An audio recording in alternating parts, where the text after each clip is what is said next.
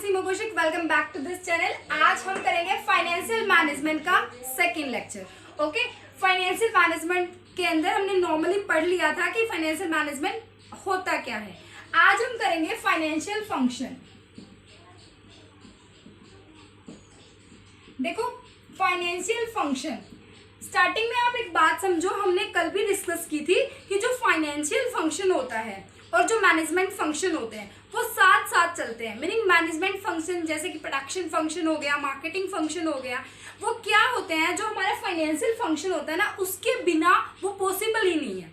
Right अगर आप किसी रिक्रूटमेंट की बात करो, किसी एम्प्लॉय को रिक्रूट करना है तो उसको आपको सैलरी देनी पड़ेगी, तो फाइनेंस वहां पर आएगा, अपना रोल पूरा करेगा। राइट अगर आप मार्केटिंग की बात कर रहे हो, आपको सेल्स प्रमोशन करना है, वहां पर जब आप एडवर्टीजमेंट दे रहे हो तब फाइनेंस की नीड नहीं है। तो ये कह रहा है कि जो फाइनेंशियल फंक्शन है उसको आप सेपरेट नहीं कर सकते मैनेजमेंट फंक्शन से, मैनेजमेंट फंक्शन के साथ चलेगा। यहाँ पर फाइनेंशियल फंक्शन हम समझते हैं क्या है। देखो, कोई भी फर्म है, ठीक है, स्टार्टिंग के अंदर वो फर्म क्या करती है, वो रेज करती है फंड्स। ठीक है, अब वो रेज कैसे करेगी फंड्स, उसके पास सोर्सेज होंगे, कहीं ना कहीं से इक्विटी से, जैसे हमने कल पढ़ा था, इक्विटी से, डेट से, कहीं ना कहीं से वो रेज करेगी। अब जब उसके पास पैसा आ जाएगा, उस पैसे को वो क्या करेगी, उस पैसे को वो इन्वेस्ट करने जाएगी। ठीक है, वहां पर क्या करेगी, इन्वेस्ट करेगी उस पैसे को।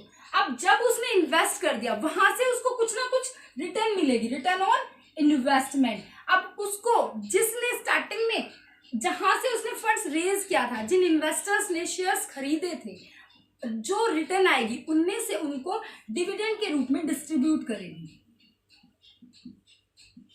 ठीक है, ये फर्म का काम होता है। तो यहाँ पर जो फाइनेंशियल फंक्शन है उसके अंदर हमारे 3 टाइप के डिसीजन आते हैं। वो कौन कौन से डिसीजन आते हैं? नंबर वन होता है हमारा फाइनेंसिंग डिसीजन।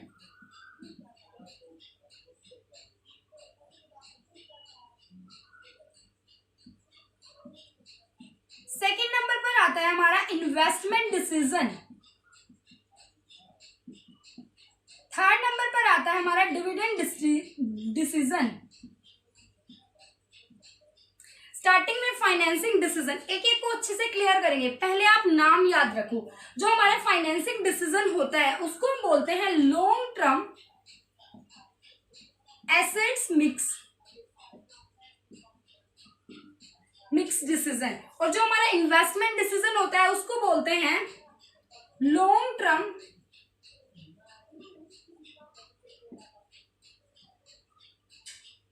एसेट्स की जगह कैपिटल मिक्स डिसीजन। और जो हमारा डिविडेंड डिस्ट्रीब्यूशन होता है उसको बोलते हैं हम अलोकेशन ऑफ फंड्स। जो हमारे फंड्स आए उनको क्या करेंगे, अलोकेट करेंगे। ठीक है, डिसीजन को मैं एक बार शॉर्टकट में आपको बताती हूँ। ये 2 टाइप के डिसीजन होते हैं। एक होता है आपका लॉन्ग टर्म फाइनेंशियल डिसीजन और एक होता है आपका short term financial decision. Okay, short term financial decision. देखो, मेरी एक बात बताओ, जो लॉन्ग टर्म फाइनेंशियल डिसीजन है, अभी मैंने फिलहाल बताया था वही नाम लिखो। लॉन्ग टर्म फाइनेंशियल डिसीजन के अंदर आपके 3 टाइप के डिसीजन आ जाएंगे। नंबर 1 हमने क्या कहा था, फाइनेंसिंग डिसीजन। ये फाइनेंसिंग ही है, फाइनेंशियल नहीं है, फाइनेंसिंग है। मैं आपको बताऊंगी फाइनेंसिंग डिसीजन क्या होते हैं। ओके, सेकेंड नंबर पर आता है हमारा इन्वेस्टमेंट डिसीजन और थर्ड नंबर पे आता है हमारा डिविडेंड डिसीजन। देखो, एक बात सुनो, नॉर्मली बता रही हूँ, फाइनेंसिंग डिसीजन का मतलब होता है कि कहां से आप पैसा रेज कर रहे हो, आपके पास सोर्सेज कौन कौन से अवेलेबल है, आपके पास डेट है, आपके पास इक्विटी है, कहां से आप पैसा रेज करोगे, उसको बोलते हैं फाइनेंसिंग डिसीजन। अब जो पैसा आपने रेज कर लिया उसको आप क्या करने चलोगे, इन्वेस्ट करने चलोगे। तो आप किन एसेट्स में इन्वेस्ट करोगे, वो होगा आपका इन्वेस्टमेंट डिसीजन। डिविडेंड, अब जब आपने इन्वेस्ट कर दिया तो पैसा मिलेगा, अब वो जो पैसा होगा उसको आपको इन्वेस्टर्स को क्या करना पड़ेगा, डिविडेंड की फॉर्म में देना पड़ेगा। तो कितना, हाउ मच आप डिविडेंड डिस्ट्रीब्यूट करोगे, ये हो गया। अब देखो, पैसा आ रहा है, पैसा जा रहा है, मतलब कि इनफ्लो इनफ्लो हो रहा है उसके बीच में जो बैलेंस बनाने का काम कर रहा है उसको बोलते हैं लिक्विडिटी डिसीजन, और जो कि शॉर्ट टर्म फाइनेंशियल डिसीजन कहा जाता है। उसको क्या बोलते हैं? जो इनफ्लो आउटफ्लो के बीच में बैलेंस बनाने का काम करता है उसको क्या बोलते हैं? Liquidity decision. ओके, तो अब हमें क्लियर हो गया कि फाइनेंसिंग डिसीजन दो टाइप के होते हैं, एक लॉन्ग टर्म फाइनेंसिंग डिसीजन और एक short term financing decision. Long term के अंदर 3 होते हैं, तीनों को अलग अलग करके एक एक को डिस्कस करेंगे। फाइनेंसिंग डिसीजन क्या होता है, इन्वेस्टमेंट डिसीजन क्या होता है, डिविडेंड क्या होता है, और जो शॉर्ट टर्म फाइनेंशियल डिसीजन होते हैं वो क्या करते हैं? आपके इनफ्लो और आउटफ्लो को बैलेंस करने का काम करते हैं, उनको बोलते हैं आप लिक्विडिटी डिसीजन। इन्वेस्टमेंट डिसीजन पढ़ते हैं। आई.एम. पांडे की बुक में सबसे पहले इन्वेस्टमेंट डिसीजन गिवन है, सबसे पहले फाइनेंसिंग डिसीजन सेकंड नंबर पर गिवन है। ओके, तो हम इन्वेस्टमेंट डिसीजन पढ़ेंगे कि इन्वेस्टमेंट डिसीजन क्या होता है। पहले तो मुझे ये बताओ, कल की वीडियो जिसने देखी है मैंने वहां पर एक बात बताई थी कि जब हम रियल एसेट्स में इन्वेस्ट करते हैं, ठीक है, हम कौन, मतलब जो एक फर्म है वो रियल एसेट्स में इन्वेस्ट करती है उस फंड्स को जो उसने रेज किया, तो उसको क्या बोलते हैं? उसको बोलते हैं क्या? Capital expenditure. So investment decision जो होता है वो आपका रिलेट करता है कैपिटल एक्सपेंडिचर से, ठीक है। अगर आपको क्लियर नहीं है तो पहले वाली वीडियो जल्दी से जाके देख के आओ। कैपिटल एक्सपेंडिचर, एक तो बात आपको ये क्लियर हो गई, जो इन्वेस्टमेंट डिसीजन है वो किससे रिलेट कर रहा है? आपका कैपिटल एक्सपेंडिचर से। सेकंड बात आपको याद रखनी है कि जो इन्वेस्टमेंट डिसीजन होता है वो आपका कैपिटल बजटिंग डिसीजन भी कहा जाता है। क्या कहा जाता है? कैपिटल बजटिंग डिसीजन, जिसका मीनिंग क्या होता है आज हम डिस्कस करेंगे। देखो, कैपिटल बजटिंग डिसीजन में क्या होता है कि आपको यहाँ पर अलग से दिख भी रहा है कि इन्वेस्टमेंट डिसीजन मतलब कि आपके पास पैसा होगा वो आप कहाँ इन्वेस्ट करोगे, ठीक है, आप किन सोर्सेज में, कहाँ पर, कौन सी एसेट्स में आप पैसा लगा रहे हो, ठीक है। कैपिटल बजटिंग डिसीजन में यही बोलता है कि आपको एसेट्स में पैसा लगाना होता है। तो उस टाइम पर आप 2 बातें ध्यान में रखते हो। 2 बातें कौन सी हैं? एक तो बात आप ये देखते हो कि मैं जिस एसेट्स में पैसा लगा रही हूँ मुझे फ्यूचर में ये कितनी एक्सपेक्टेड रिटर्न दे देगी कमाकर। हर इंसान यही सोचता है, अगर कोई पैसा लगाता हो तो वो क्या सोचता है पैसा लगाने से पहले कि मुझे फ्यूचर में यहाँ से कितनी रिटर्न मिलेगी, ठीक है। तो एक तो हो गया कि वो फ्यूचर के प्रोस्पेक्टिव से ये देख रहा है कि फ्यूचर में उसको कितना मिलेगा। सेकेंड, वो ये देख रहा है कि उसका जो कट ऑफ रेट है जो है और जो उसका रेट ऑफ रिटर्न है वो आपस में कितना ट्रेड ऑफ कर रहा है। मीनिंग ये है कि जब वो इन्वेस्ट कर रहा है तो उसने कहीं से पैसा ले रखा है तो वहां पर उसकी कॉस्ट आ रही होगी, ठीक है, और वो जहां पर वो चाह रहा है कि यहाँ से मुझे मिलेगा वहां से रिटर्न उसको कितनी मिल रही है और कॉस्ट कितनी मिल रही है, तो वो भी कंपेयर करके देखेगा। तो कैपिटल बजटिंग में ये 2 बातें वो ध्यान में रखेगा जब वो इन्वेस्ट करने चल रहा है, ठीक है।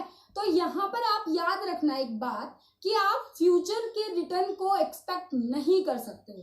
आप 100% ये पता नहीं लगा सकते कि मैंने इस चीज पर इन्वेस्ट कर दिया और मुझे यहाँ से 1 लाख रुपए मिल जाएंगे, बिल्कुल भी नहीं, क्योंकि फ्यूचर अनसर्टेन होता है, आप नहीं पता लगा सकते।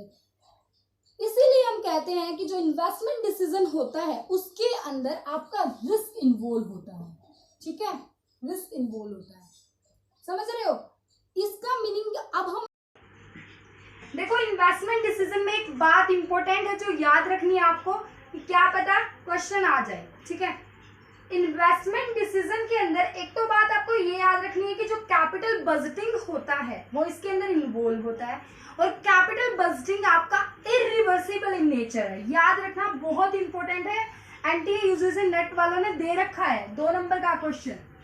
इरिवर्सिबल इन नेचर का मतलब क्या होता है ये समझो। यहाँ पर इरिवर्सिबल का मीनिंग ये है कि अगर एक बार हम डिसीजन ले लेते हैं तो हम पीछे मुड़कर नहीं देखते कि हमने क्या डिसीजन लिया, उसको हम रिवर्स नहीं कर सकते। एक बात इंपॉर्टेंट ये है। सेकंड बात, एक और इंपॉर्टेंट बात है और वो याद रखनी, वो हमारा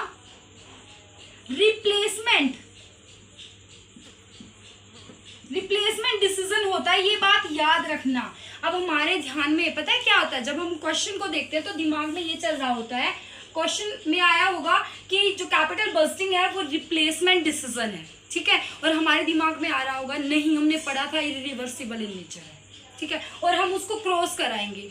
लेकिन याद रखना रिप्लेसमेंट डिसीजन का मतलब ये है कि इन्वेस्टमेंट डिसीजन आपका लॉन्ग टर्म है, और जब लॉन्ग टर्म की बात आती है दैट मीन्स कि आप एसेट्स को, आप अपनी मशीनरी को, आप अपने प्लांट के साइज को बड़ा कर सकते हो, दैट मीन्स कि आप रिप्लेस कर सकते हो। अगर आपकी एसेट्स सही नहीं है, अगर आपकी एसेट्स सही तरीके से काम नहीं कर रही, जिस तरीके से आप चाह रहे हो उतना आपको नहीं दे रही आउटपुट निकाल कर, तो आप उसको रिप्लेस कर सकते हो, किसमें, इन्वेस्टमेंट डिसीजन में।